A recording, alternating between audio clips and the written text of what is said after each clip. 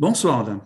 La truffe, c'est un véritable petit trésor, parce que notamment, il faut une véritable chasse au trésor pour la trouver. Alors, c'est pas aussi simple que ça. Effectivement, on va trouver la truffe lorsque c'est la saison, décembre, janvier, février, avec nos chiens.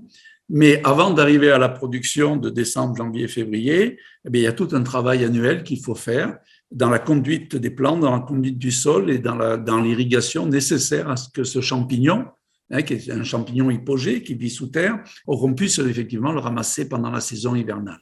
Mais qu'est-ce qui fait un bon sol à truffe? Je crois qu'il faut des arbres en particulier. Un bon sol, c'est un sol calcaire qui a, disons, un niveau physique du sol où il n'y a pas trop d'argile, un sol relativement meuble, et en même temps, il faut effectivement qu'il y ait un niveau de calcaire assimilable, comme on appelle, relativement important. Et donc le lieu, c'est ce que l'on appelle la truffière, hein? Voilà, alors la truffière naît progressivement en même temps que la plante se développe. Et pour ce champignon-là, qui est la truffe d'hiver, la Tuber melanosporum, se développe un brûlé, ce qu'on appelle un brûlé. Et sous l'arbre, effectivement, il y a l'herbe qui a disparu parce que le champignon capte toute l'hygrométrie nécessaire à son développement. Et vous l'avez dit, il faut un chien, un bon chien. Est-ce que tout le monde peut préparer son chien à trouver des truffes? Ouais, oui, tous les chiens peuvent faire la truffe.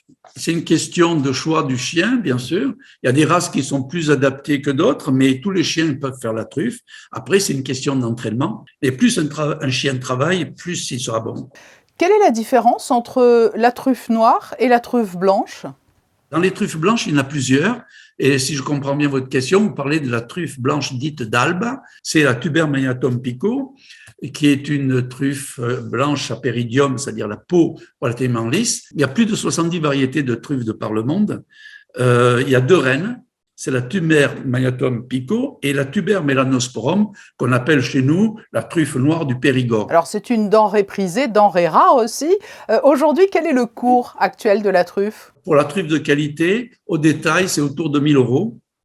Donc, c'est un prix au niveau des producteurs. Après, effectivement, c'est une question de tri. Toujours, ce qui est important, c'est que le consommateur qui vient sur ces marchés référencés par la Fédération française des trufficulteurs peuvent être garantis d'avoir la bonne truffe. Ils peuvent y aller les yeux fermés. Et enfin, un conseil, qu'est-ce qui s'harmonise le mieux avec la truffe, qu'il s'agisse d'aliments ou de boissons? Tout ce qui est féculent, ça va très bien. Pommes de terre, les pâtes, les œufs, tout ce qui est œufs, ça, c'est quelque chose qui se marie bien. Après, on peut faire des farces, on peut effectivement, sur des viandes blanches, utiliser des sauces à la truffe. Il y a une multitude de possibilités.